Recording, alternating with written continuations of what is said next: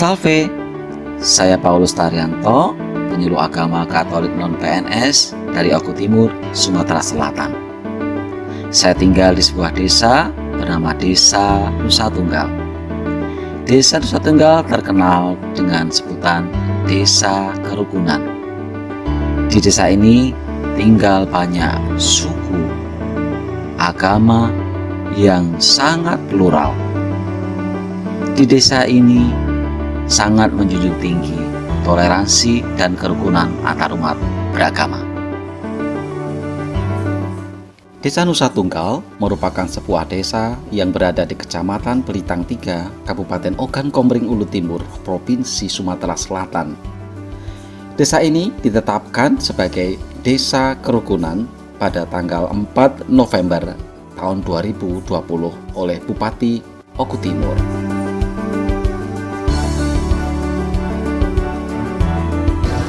Yuk kita lihat kegiatan di kantor Desa Nusa Tunggal.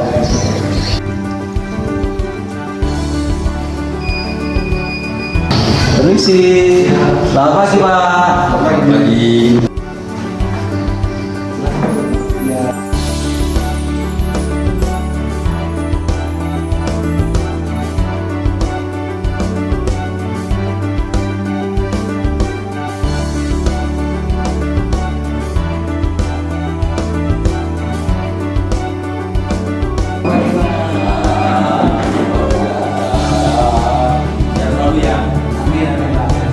Assalamualaikum warahmatullahi wabarakatuh. Waalaikumsalam. Selamat pagi menjelang siang. Pagi. Mas Paulus Taryanto SPD. Ini beliau adalah penyuluh agama Katolik non-PNS Desa Nusa Tunggal.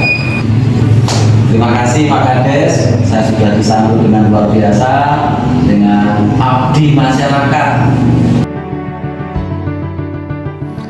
Desa ini sangat unik karena terdiri dari beberapa pemeluk agama yang berbeda antara lain Islam, Katolik, Kristen, Hindu, dan Buddha.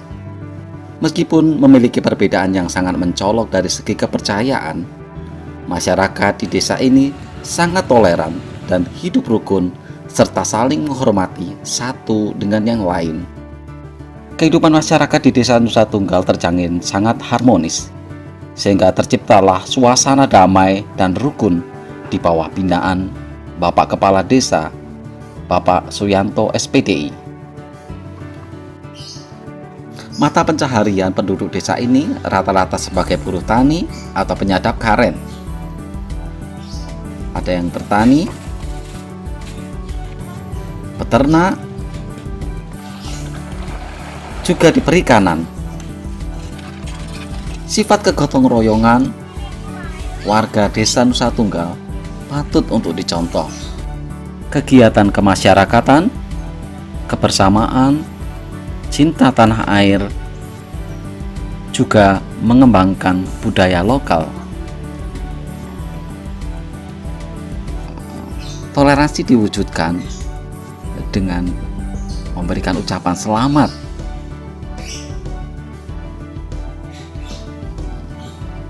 Saya sebagai penyuluh agama Katolik terpanggil untuk terlibat langsung menjaga kerukunan serta toleransi umat beragama di tempat ini.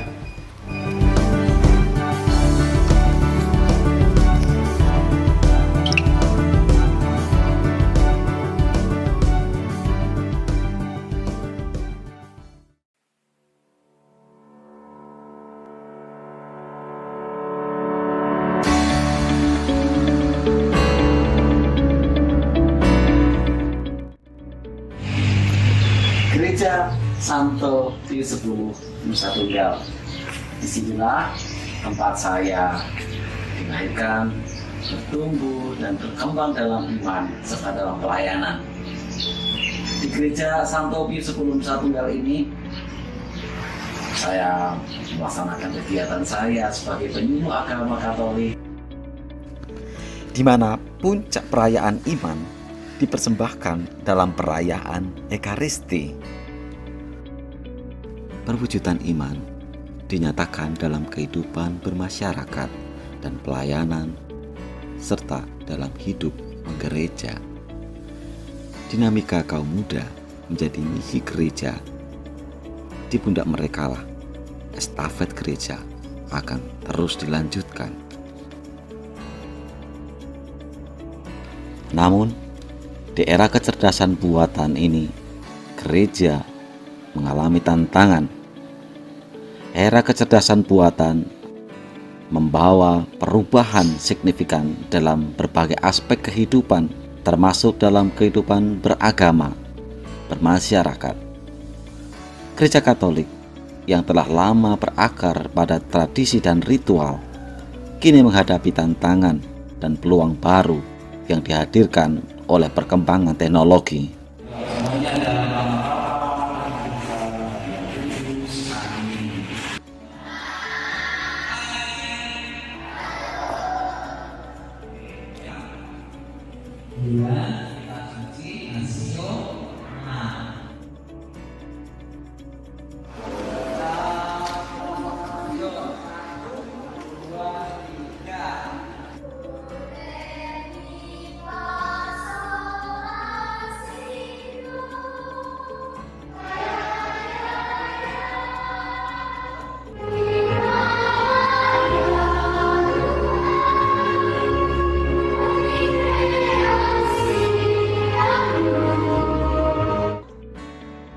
Untuk menjaga keseimbangan antara perkembangan teknologi dan perkembangan gereja, tentulah kita harus mendasari anak-anak kita dengan iman yang kokoh.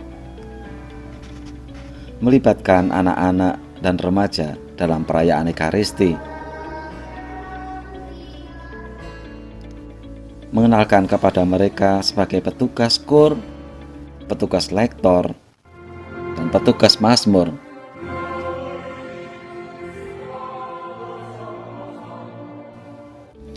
Orang muda Katolik, jika potensinya dikelola dengan baik, saya yakin akan berbuah manis. Saya mengajari mereka cara bernyanyi yang baik, bagaimana menjadi dirigen, bagaimana memimpin KUR. Gereja akan hidup jika anak mudanya berperan aktif dalam kegiatan gereja.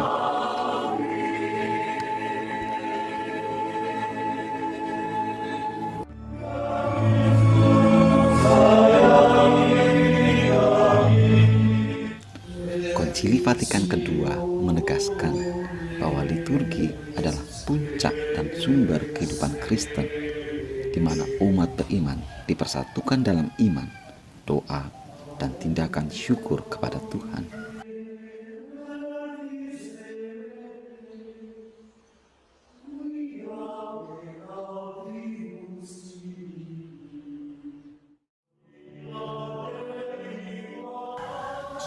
Oleh karena itu, partisipasi aktif bukan hanya hak, melainkan juga tanggung jawab setiap umat yang hadir dalam perayaan liturgi, dengan tujuan memperdalam iman pribadi dan membangun komunitas iman yang lebih kuat.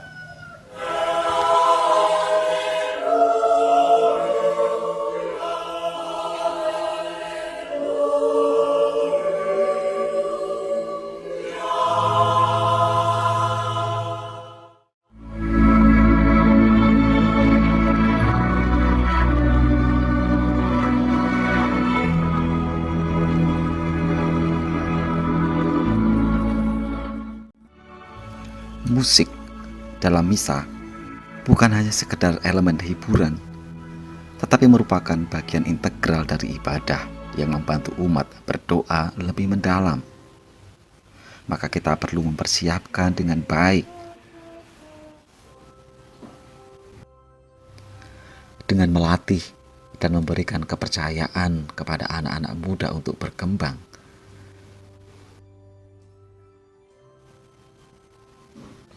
Karena merekalah aset gereja kita.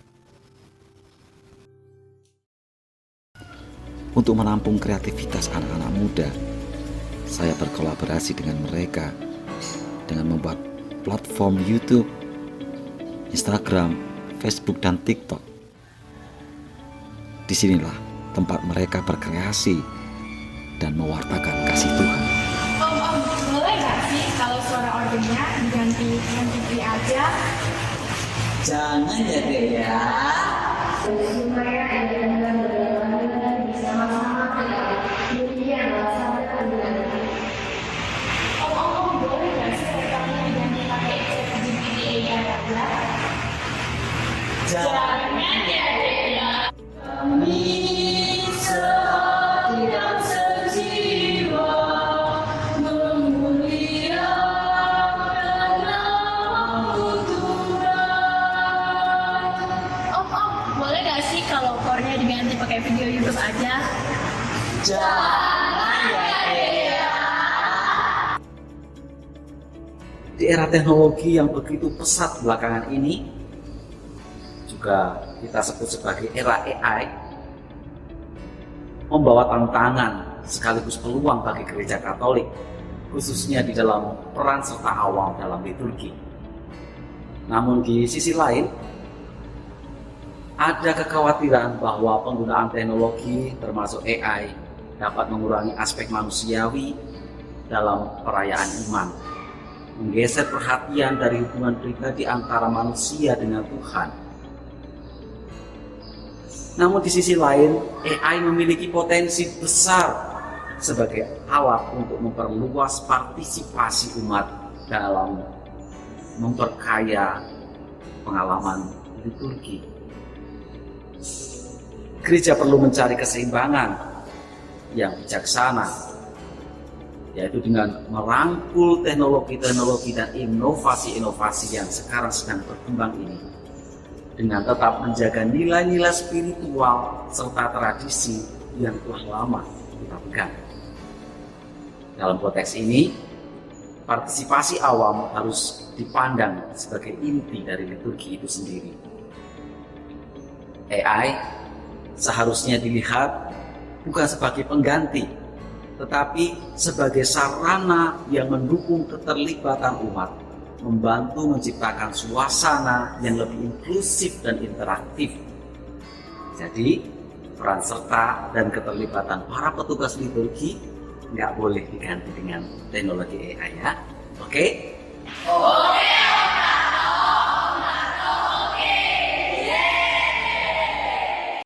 Halo, saya Inesa. Saya merupakan hasil dari bimbingan Bapak Taryanto. Pada tahun 2019, saya mengikuti Pesparani Provinsi Sumatera Selatan. Dalam kategori Mazmur Anak, saya memperoleh juara 2. Dan pada tahun 2021, saya mengikuti ajang KPKI 2021, mewakili Sumatera Selatan dalam Mazmur kategori Anak. Dan puji Tuhan, saya memperoleh juara 1 nasional. Sehingga tahun 2022 saya dipercayai kembali mewakili Sumatera Selatan untuk menjadi Mazmur remaja, dan di sana saya memperoleh medali perak. Terima kasih Pak Tata. Saya Maria Andayani, saya salah satu penyuluh SMTB dan juga teman kerja Pak Taryanto. Pak Taryanto ini adalah orang yang konsisten dan total dalam pelayanannya. Konsisten dalam arti ketika dia menyatakan sanggup dan dia pasti akan melakukan itu. Dan total artinya ilmu yang diberikan tidak setengah-setengah. Dia akan mengajarkan itu sampai anak didiknya bisa memahami. Keren Pak Taryanto, semangat terus ya. Dah.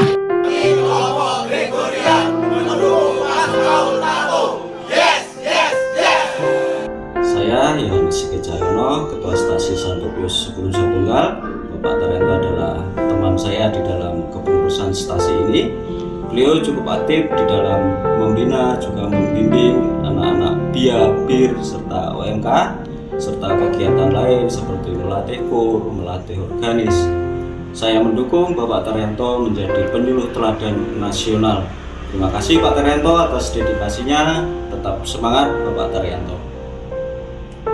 Mas Taryanto ini luar biasa membantu kami dalam kaitan menjaga desa kerukunan yang ada di Nusa Tunggal. Kaitan dengan religiusnya memang sudah tidak diragukan lagi, betul kan? Di gereja kami lihat sendiri selalu memandu KUR dalam melaksanakan ibadah bisa luar biasa.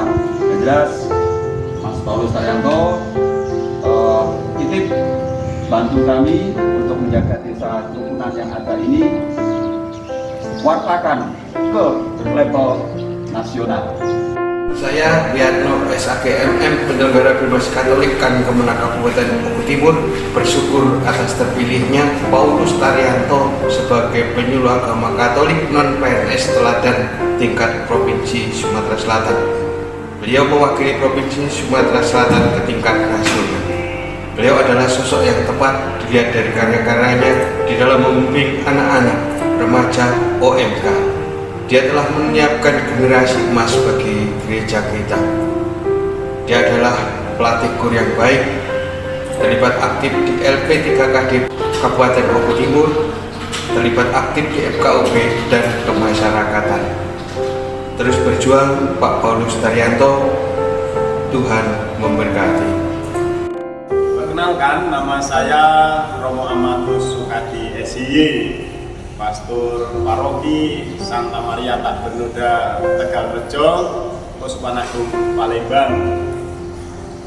Kami mengucapkan propisiat untuk Bapak Paulus Taryanto, salah satu umat dari paroki kami yang dipromosikan untuk ambil bagian sebagai penyuluh agama Katolik non-PNS tingkat nasional.